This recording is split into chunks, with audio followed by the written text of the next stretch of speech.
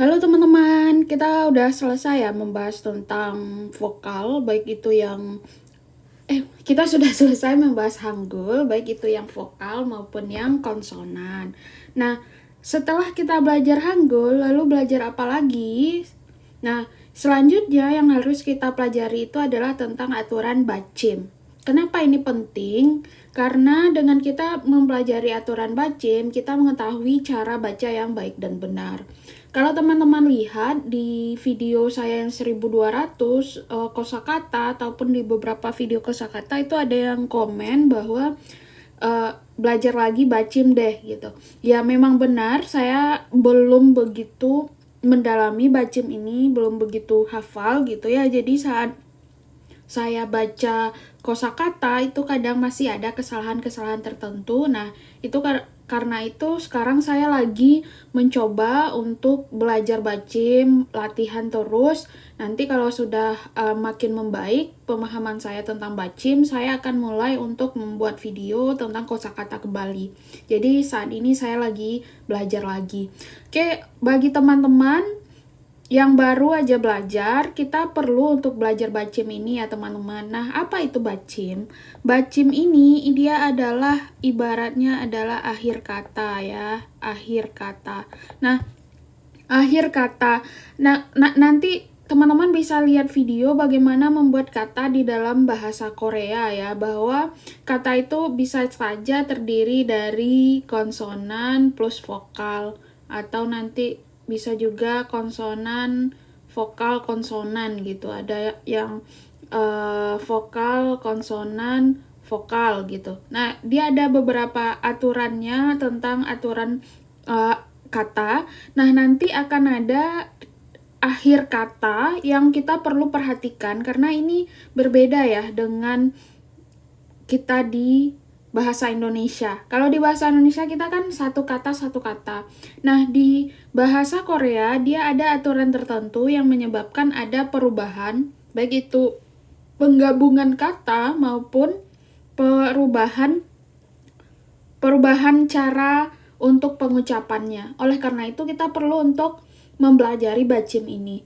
Nah, bacim ini banyak ya teman-teman, jadi saya berencana untuk membaginya menjadi 3 video. Oke, mari kita bahas untuk yang aturan pertama ya. Oke, untuk aturan pertama itu adalah jika satu kata atau satu suku kata dia bertemu dengan huruf vokal, maka dia akan langsung ya, bacim tersebut pengucapannya mengikuti suku kata berikutnya. Apa contohnya?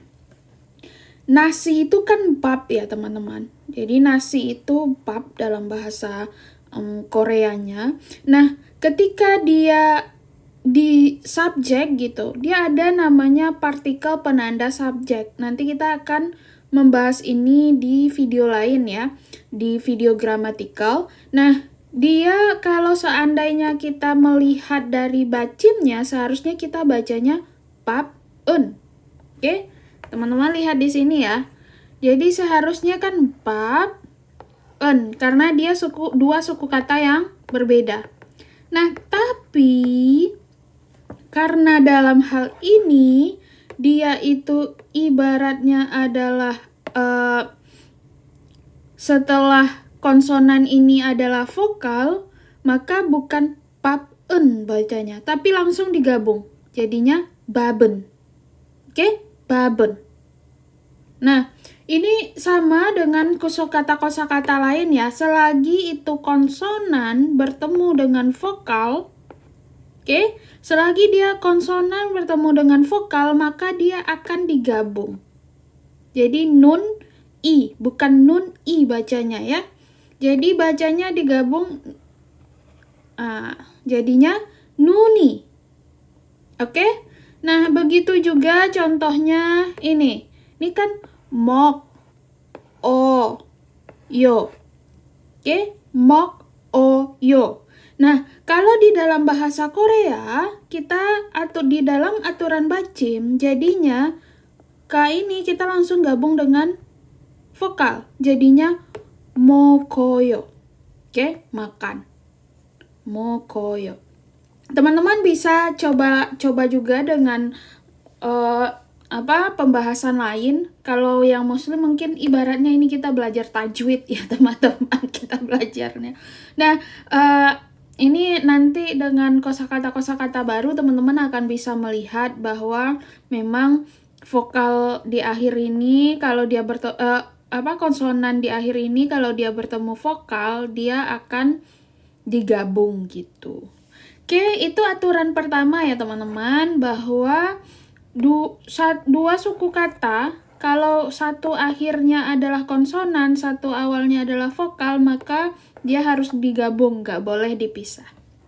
Oke, kedua, jika bacin rangkap bertemu dengan huruf vokal, maka huruf konsonan yang terakhir pengucapannya mengikuti suku kata berikutnya. Nah, kalau tadi kita ngelihatnya adalah dia ibaratnya satu huruf vokalnya ya. Jadi dia ngikut ke sini. Nah, ini juga mudah seharusnya ya teman-teman. Kalau teman-teman udah paham bahwa ketika konsonan bertemu dengan vokal, maka seharusnya konsonan itu digabung dengan vokal langsung, tidak dipisah. Nah, ini sama dengan aturan yang kedua. Karena ada ya, ini ibaratnya dia konsonannya dua ya, di bawah ya. Ini kan ilk. Nah, kalau seandainya kita lihat berarti ini kan ilk, oyo, ya kan? Ini yelp, ayo. Ini kan op, o. Nah, tetapi karena dia adalah huruf konsonan bergabung dengan huruf vokal di sini, maka dia digabung. Oke? Ya, digabung. Jadi, bacanya di sini kita pakai pointer kita. Oke, jadi bacanya di sini adalah ilkoyo. Oke? Ini jadinya yalpayo. Ini jadinya opso. Oke? Jadi itu harus teman-teman pahami ya teman-teman, bahwa yang namanya konsonan kalau bertemu dengan vokal gitu ya, maka mereka harus digabung, jangan dipisah, jangan dicerai-beraikan mereka, kawinkan mereka. Oke? Kita lanjut ke aturan ketiga ya teman-teman. Aturan ketiga, huruf H. Oke? Jadi bacimnya H kita ini kan H ya. Huruf H, jika seandainya dia terletak di tengah, maka dia tidak dianggap. Kalau seandainya kan kalau kita udah bahas ya, kalau di depan letaknya dia nggak dibahas, dia nggak dianggap, dia hanya dianggap ketika di tengah. Nah, berbanding terbalik dengan H. Kalau H di awal atau di akhir dia dianggap, tapi kalau dia ada di tengah dia nggak dianggap. Kekasih yang tak dianggap. Oke, jadi dia tidak dianggap. Jadi kalau seandainya kita baca ini kan coha ya. Ini kan C, ini adalah C, ini adalah O, ini adalah H kan. Kalau seandainya kita baca, kita lihat hanggulnya, ini C, ini O, agak rapi sedikit, ini C, ini O, ini H, ini A gitu ya. Jadi seharusnya bacanya kan coha ya. Tapi karena si H ini adanya di tengah, maka dia nggak dianggap. Jadi dia nggak dianggap. Jadi apa bacanya? C, O, A. Jadinya coa. Oke? Nah, sama dengan ini.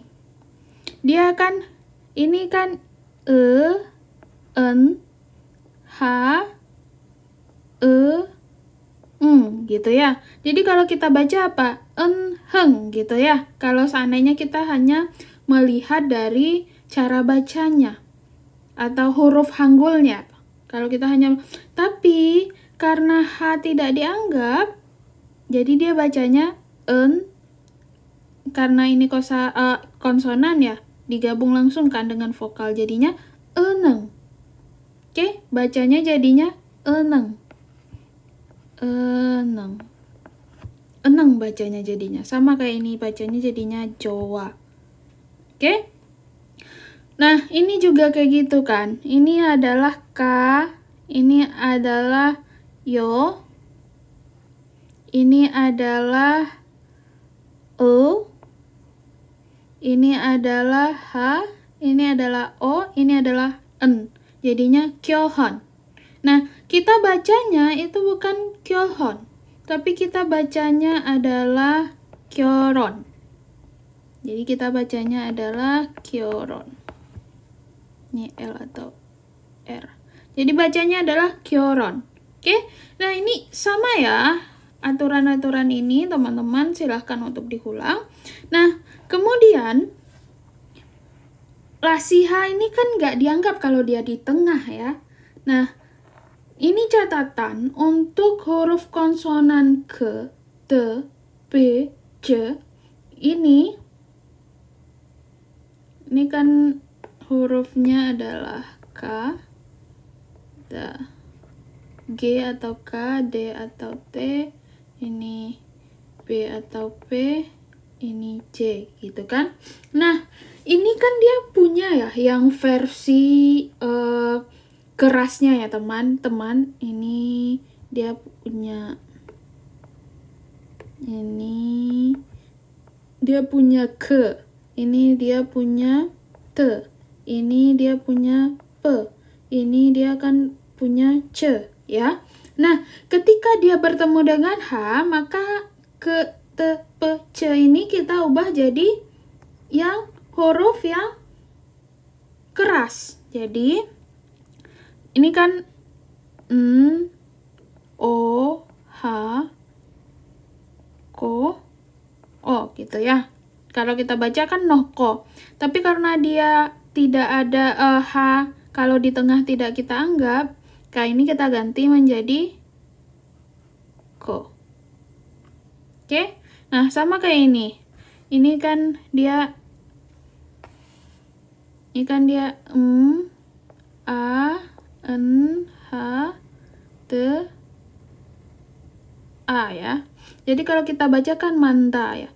Tapi karena H tidak dianggap, kemudian T ini berubah jadi T, jadinya manta. Oke? Nah, sama kayak ini. Ini J, ini A, ini B, ini H, ini I, ini D, ini A. Kalau kita lihat dari Hanggulnya itu jadinya Japhida. Oke? Tapi kalau seandainya dia di sini adalah H, maka dihilangkan, maka P ini jadi P.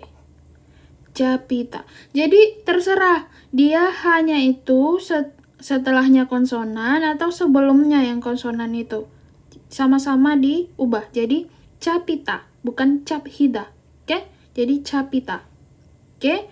Silakan untuk dipahami ya bahwa yang perlu teman-teman ingat adalah tadi 1 dan 2 terkait dengan bahwa konsonan ketemu vokal maka digabung. 3, 4 itu membahas tentang huruf H yang tidak dianggap. Oke, H tidak dianggap ketika dia berada di tengah. Dan ketika dia bertemu dengan huruf kata H itu, kata paja ya. Kalau ingat aja kata paja. Atau mungkin bisa kita gabungkan jadi kata baja. Nah, kalau bertemu dengan kata baja ini, maka si H hilang, kemudian kata bajanya itu dipertegas atau diperjelas kata bajanya. Oke? Kemudian yang terakhir ya, ini untuk video ini untuk yang terakhir, huruf konsonan N dan L. Jika saling bertemu, maka huruf N dibaca L. Jadi ibaratnya N itu kita ubah menjadi L. Ini contohnya. Ini kan kalau kita baca kan sol, nal, seharusnya ya. Tapi karena dia L bertemu N, jadi dia dengung. Kalau orang Islam bilangnya, ya yang belajar tajwid ya, dia mengubah kayak iklab nun ketemu ba menjadi mim kan. Nah, kalau ini ketemu N, maka E-nya itu berubah. Jadinya, ini bukan solnal bacanya, ini bukan solnal ya teman-teman. Kan seharusnya bacanya kan, kalau kita lihat dari Hangulnya, bacanya adalah solnal ya.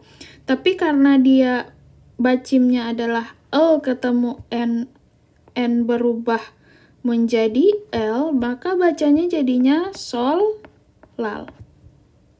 Oke, jadi bukan solnal. Nah, sama dengan ini. Ini kan G, ini E, ini N, ken, ini ro, ini J, ja. Bacanya kan ken roja. Kalau seandainya kita melihat ya tulisannya ya, ken roja. Nah, tapi dia bukan kemloja jadinya, teman-teman. Dia bukan kemloja, tapi N ini kita berubah menjadi L. Jadinya keloja. Jadi, keloja. Oke? Apa arti keloja? Keloja itu adalah tenaga kerja. Oke? Keloja. Nah, kemudian ini contoh terakhir, kayak ini kan bacanya yo, ini N, ini R, atau L, oke, L, ini yo, ini N, ini A, ini Q atau K. Oke, bacanya kan yonlak ya, kalau seandainya kita membaca sesuai dengan fitrahnya gitu. Tapi karena N ketemu L, N ini diubah menjadi L, jadi bacanya yolak. Nah, kenapa begitu? Nah, dari salah satu yang saya tonton di YouTube dari Korean with Miss Vicky, dia ada mengajarnya dalam bahasa Inggris, kata beliau, itu karena akan mempermudah cara pengucapan. Karena kalau solnal, jadi kayak harus ada perjuangan bagi kita membacanya, solnal gitu. Tapi kalau solal, jadi dia kayak langsung aja gitu, solal. Jadi sama-sama ini. Ini jadinya keloja. Keloja. Jadi lebih mudah kan daripada kemloja. Lebih susah gitu. Orang Korea ini agak males gitu ya ngomongnya, kata Miss Vicky. Jadi kayak solal, keloja, yolak gitu. Jadi kayak dia akhirnya di double L-nya. N-nya dihilangkan. Oke teman-teman, saya rasa itu dulu ya. Ini ibaratnya bacim kelas easy, kelas mudah. Yang perlu teman-teman ingat lagi adalah ketika dia vokal di akhir dan di awalnya adalah konsonan, maka mereka harus digabung walaupun mereka dua kosakata yang berbeda, tapi mereka harus digabung. Itu untuk aturan 1 dan aturan 2. Kemudian aturan 3 dan 4 terkait dengan H itu tidak dianggap ketika dia berada di tengah. Oke? Jadi dia kalau ada di tengah dia dihapus. Itu untuk aturan 3 dan 4. Dan aturan kelima adalah N ketika bertemu L, karena dia ribet, maka N itu diubah jadi L. Oke? Teman-teman, ulangi lagi, nanti kita juga mungkin bisa di beberapa kosakata nanti kita akan bahas lebih jauh. Terima kasih sudah menonton teman-teman. Bye-bye semuanya.